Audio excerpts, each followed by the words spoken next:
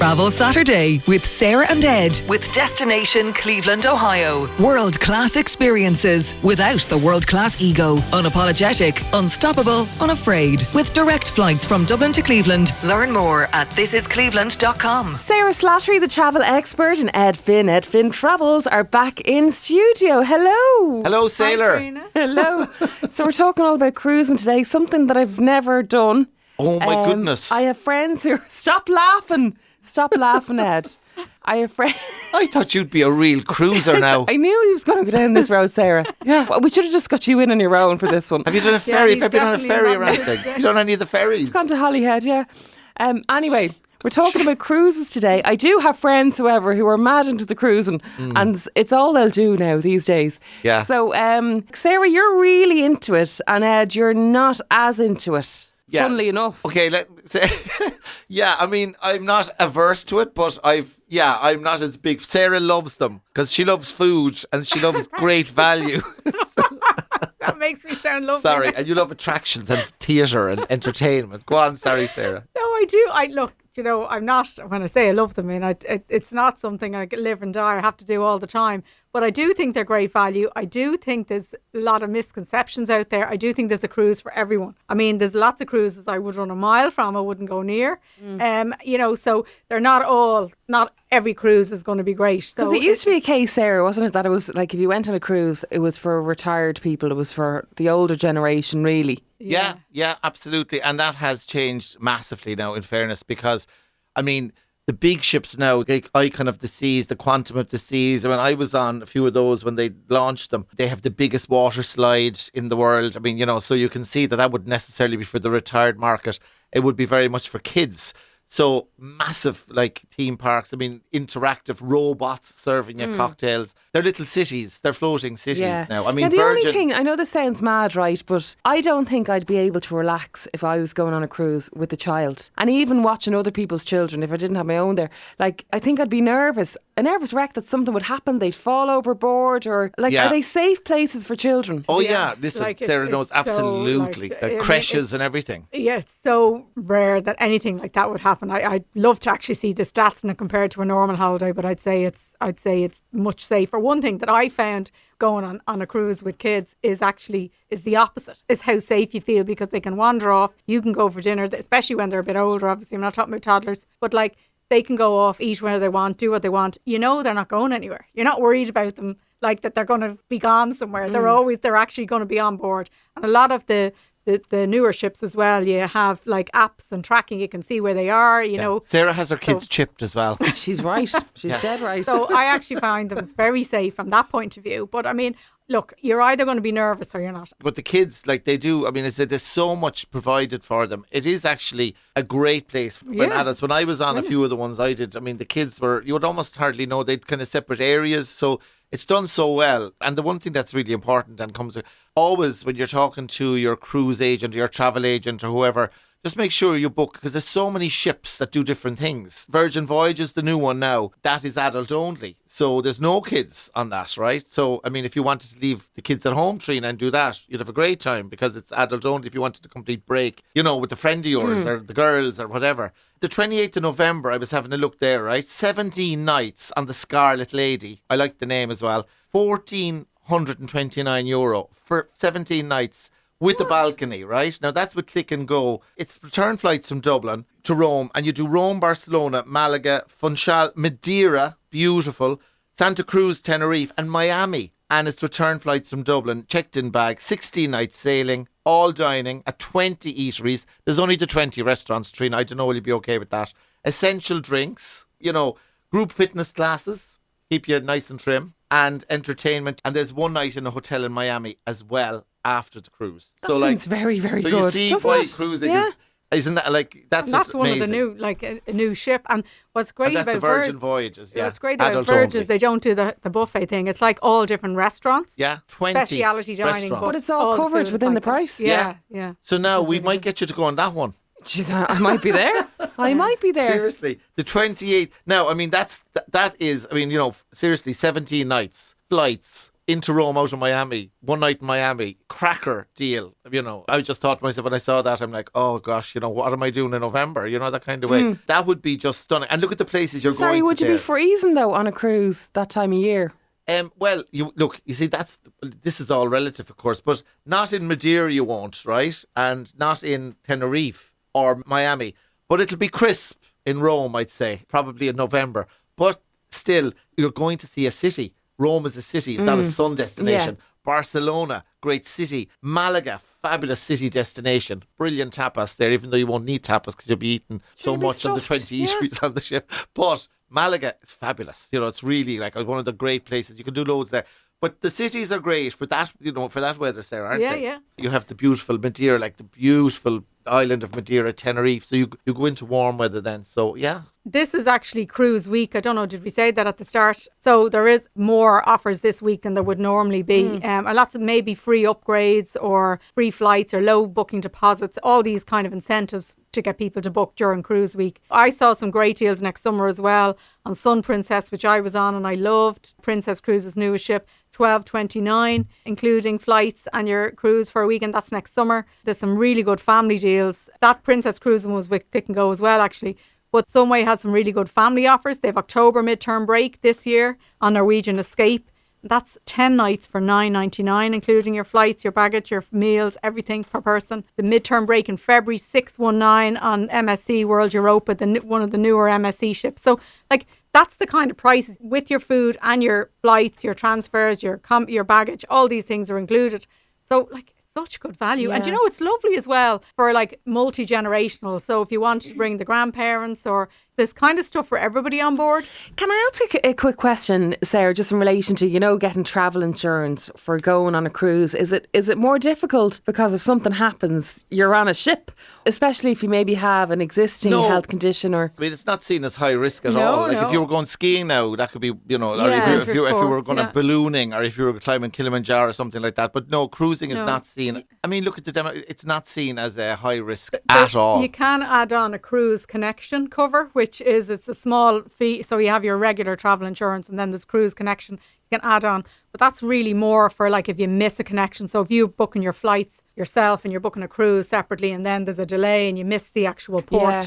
What most people, and I would strongly advise most people to book a cruise with a cruise travel agency because there are a lot of moving parts from that point of view, from delays with flights. And also, the cruise I went on this year at Easter, the itinerary changed. There's so much congestion. You hear about all these issues with Santorini and, people increasing prices, ports, congestion. So the itineraries change a lot. So if you book your flights into Genoa and all of a sudden you're not going to be there, which is what happened to us. The itineraries can change quite frequently. In fact, that's another tip that I would say to people. Don't necessarily book your cruise based on one destination. So a lot of people will say, I'm booking Greece because of Santorini, for instance. That's a really popular... You might not get there. Well, there's a huge amount of, as we know, over-tourism and all sorts of issues there. So sometimes ports like that are cancelled. Also, sometimes ports are cancelled due to bad weather if there's winds. So, I wouldn't base my whole cruise based on one destination. Right, just be open to where you end up kind of thing. And you might only end up... I mean, it's different if you want a general Greece itinerary and there's a few different places you want to see and that's fine. But if there's, strong winds or not enough winds or whatever, and you arrive in late or you may only have 4 or 5 hours there, you're on your cruise for at least a week. So think about it before you book, I would say. From experience, I was on Azamara, which is a fabulous kind of boutique cruise style ship, right? Just thinking, you could have a cruise ship called Trina Mara. Yeah, you could, yeah. That would be sold out all season. Oh my God, I could be the DJ on board and everything. But some of them have their own studios, radio studios. Well, they have their own radio stations. I'd finally have a listener. So, listen... We'll put you in touch with the crowd. You'd be brilliant to imagine those parties. Azamara. We could play a bit of Katrina and the Waves, the Water Boys. I know, yeah. Who else? Listen, we were sailing around. Wet. From sorry, I'll stop now. No, listen, keep going. It's great. I feel like I'm on the cruise now. Anyway, we went from Barcelona again, Ibiza, all around the Iberia coast, right? And it was finishing in Lisbon. Now, this takes about 600 and something people. Azamara, famous, renowned kind of for its really good food and wines, all included. But when we got to Cadiz, the PA system on the cruise ship went out. This is the captain speaking where, we all need you to go to muster 6 and, that's like the same. So when that happened, we couldn't go anywhere because you can't sail without a PA system. So we were delayed until they found a part somewhere and they had to fly the part anyway. But all the people got 35% off what they'd paid because there was a lot of Americans on it and they missed their Lisbon flights and all that. So that's what you're talking about there. Yeah. So they were kind of compensated for that and they had to rebook flights. You know, for us, I mean, I was delighted because I was, you know, we didn't mind. We were okay because we were staying in Lisbon for a few nights, so it was grand. But the PA system went, so there was no, you know, because in the morning you hear, good morning, everybody, now today, you know, la la la la. So, I mean, when I did this... Hang on, does that wake you up in the morning? Like, it's like 8:30 or something, isn't it? Luck. It's just messages. It's like on a plane. There's kind of messages from the captain to tell you what's happening. And, in your cabin, you hear that? Like tonight, we have Trina Mara like singing, her show is on. You know, like tickets, there's only a few tickets left. No, but... only a few tickets sold, you mean? Yeah. And when I did the crossing, by the way, which is I sailed from Southampton to New York. Now, that was an incredible deal, right? Imagine, flights from Dublin to Southampton, 8 nights on the Cunard, which is the Queen Mary, the QE2, and then it was a night in New York, and your flight back from New York, it was $13.96 all in. And that was also, I think, with C&G. But on the way over, my friends, you were joking about older demographic and stuff, and my friends were like, they'll all be about 100 on that, la la la. So I'm having dinner at Captain Wells as invited us, and it's 4 nights of like Dickie Bow. The lady beside me, Jean, was celebrating her 100th birthday.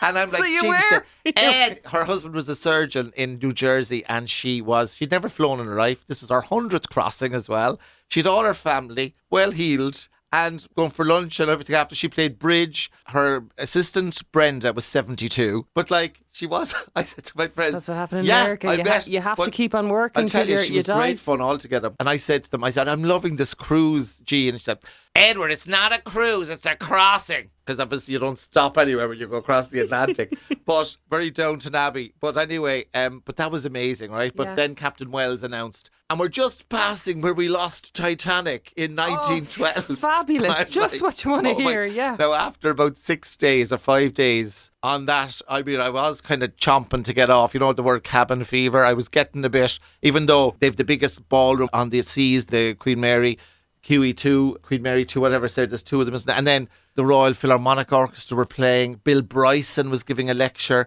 Gary Barlow had just sang on the way over on the other ship. You know, I got off in New York and flew home, but there was people doing a night or two in New York and sailing back again. No. But anyway, but it was just amazing. I mean, when you look at the price and the value of it, there's a jogging deck. There was 13 kennels upstairs. People had their dogs with them. You meet the world and his wife and these artists and now, stuff. We're running a bit over time, Sorry. so we'll have to wrap up a little bit. Sarah, before we go, I want you to give us your top tips on cruising. You've done an article on your website there. Yeah, well, funny now that I couldn't handle that now at all. A transatlantic crossing for the first 6 days, I'd lose my mind, and that's me who loves cruising. But and you love travelling. Sailing yeah? into Manhattan and seeing I love that the part, Statue but of Liberty. That was the best part. You know, like the Irish immigrants in Ellis Island, like that was the best part. Actually, I loved that. But for me, and I think for anybody who's thinking of booking a cruise, I would say book a cruise, probably the Med, where a 7-night cruise, typically you're off in port 6 out of 7 days. So you're only 1 full day at sea. You know, if you're afraid of swimming pools being crowded and things like that, which they can be, maybe not on the QE2, but on a lot of the bigger ships, they are really crowded on sea days. So at least when you're stopping in all the different ports, people are off the ship, it's much quieter. You can get off every day if you want. I would suggest maybe stay on board one of the days and just enjoy it. So I would say for your first time cruise, do something like that. Book a 7-day on and off, book a couple of excursions, explore other places on your own. You won't get that claustrophobic feeling or cabin fever or anything like that. So I'd say that's the first thing. Mentioned earlier about not picking a destination, but also the time of year is really, really important. So some of the big, fabulous new ships in July, August are just going to be full of kids. Now I have two kids, you have kids. Yeah, it's like any resort in but Spain. I wouldn't want to be on them in July, August. They're just too busy and too, for my personal taste. But like, that's not to say someone else doesn't love them, you know, obviously. So I'd say definitely it's interesting what Ed did, what Ed likes, what I like, what you might like. It's like a hotel. Do you like a boutique hotel? Do you like an all-inclusive resort? So talk to a cruise agent, tell them the kind of holidays you like, and then they will match the cruise to that type of holiday for you. Just one thing also that I was going to say, I did a really nice sort of a bit of Scandinavia, but there is, if you want to do something like the fjords, right? I mean, we're talking about, if you wanted to do Norway, the fjord, the famous Geringer, Alesund, Fram, Kiel, Copenhagen. That's a great way to do that, Sarah, as well. The MSC cruise, I was looking, the Norwegian fjords, like May to September next year, 8 nights, Trina, from with the balcony, 1589, and I would take a balcony on that because, you know, those fjords are... That's bucket list stuff. But again, that is your return flights from Dublin, 1 night in Copenhagen in a hotel, 7 nights cruising, you know, all your meals and stuff. And you can add a premium extra drinks package for 30 something a day if you want. But that, for me, like, that's a really, like, that's one now that I would love because that is kind of different. But the Norwegian fjords, cruising is just a great way because if you do that, driving and getting trains and all that kind of stuff, I mean, it costs you a fortune and Norway's a very expensive country. But that's a great one, like the MSC Euribia, but to do the Norwegian fjords. One other thing to say we haven't mentioned yet is river cruising is huge now. So if the idea of a massive big ocean ship kind of scares you or you don't want to be on the ocean, the river ships through Germany on the Danube, they look fabulous, some of them. Like I was at an event, Riviera, the other night, Riviera Travel, and the prices are so good. They've actually won best shore excursions over the ocean cruises as well, on river and ocean, over everyone. Amazing excursions to like wine tasting in France and, you know, really unusual amazing. kind of like thing. You can do in Porto, the Douro Valley, the wine region, the Danube, Nuremberg, all through a Germany. River cruise. We can actually do another thing on that. Just before you go, in relation to picking a cabin, are there any recommendations? I would always go with a balcony because if anyone gets on your nerves and if you want to get away from it all, you have a little balcony, have your little glass of wine and you have your book and you're sitting there. I just think it's for the difference. But you can do inside cabins as well. A lot of the newer ships, they've loads of balconies, so it's not like as expensive as you might think to upgrade. Not actually, a lot of the new ones. But I'd say if you're going like that on a med cruise where you're off 6 out of 7 days, you may not need one. If there's a big difference in price, it wouldn't be a deal breaker. If you're going on the Norwegian fjords or Caribbean or transatlantic, you know, then I would book. I think you said to me before in passing, Sarah, about some of them can be very close to like the restaurants, so you're hearing all the clinking of the cutlery and the stuff going all the time. Midship is generally better for if you're worried about, now you don't get seasick anyway. Yeah, you don't want to be in an inside cabin near the engine. Because the ship is the ship, so, you know, that's why they're the cheapest prices, the inside cabins. So again, you know, if you have a good travel agent or a good cruise agent, they'll know. They'll have the map and you'll be able to pick. But that is a hugely important thing because if that does happen to you and you're not happy, I mean, obviously they will always try and move you if they're a good company. You know, the cruises, if they're good to try and keep you happy. But if it's full, it's full. So, you know, you'll be listening to the engine. Seasickness, does it tend to happen? It does, yeah. If the weather's bad, Most people, if you book with a cruise agent, they won't steer you wrong. They'll give you a decent cabin. Absolutely. But seasickness, absolutely. I mean, I was booked on a little cruise. Now, it was a one-day thing from Dublin to Cork. MSC were doing a little one-day thing for media and AJ, and we got stuck in. It was the worst storm in 23 years to hit Cork. Remember this? We ended up having to sail to Amsterdam, right? We'd our toothbrush with us. There was a lot of redecorating done that evening on the ship. Yeah, a lot, because it was like the weather was horrendous. Was it like The Exorcist? It was worse. Yeah, it was like everyone was diving, like crashing, banging. It was really but that's going back. It must be about 10 years. But remember, it was the worst. It was all on the papers here, but we ended up having to sail. It hit the south of England as well. The only place we could dock was Amsterdam. Were they not expecting and they had to fly us back. No, apparently not. In that event, you get seasickness, if you're thrown around the place. Generally, I've never felt, and I would be someone who would get seasick, but not on cruise ships. But then again, I probably wouldn't go like in the Med in January, to be honest. It's probably the only thing that'll make you sick would be the wine, probably the next morning. Maybe that's I think you just lie flat then if you want. But from Bilbao, like the sailing that you do from Ireland, the great service we have now from Rosslare to Spain to Bilbao, I mean, that can be a little bit, you know, even when it gets ropey there, but they have all the tablets and stuff. But that does happen, it happens a lot. Like the Bay of Biscay can be a bit rough, you know, but still wouldn't put me off. All right. Travel experts Sarah Slattery and edfintravels.com. Have a look at their websites and we'll talk to you next week. Thanks a million, Trina. Thanks, Trina. Travel Saturday with Sarah and Ed with Destination Cleveland, Ohio. World-class experiences without the world-class ego. Unapologetic, unstoppable, unafraid. With direct flights from Dublin to Cleveland. Learn more at thisiscleveland.com.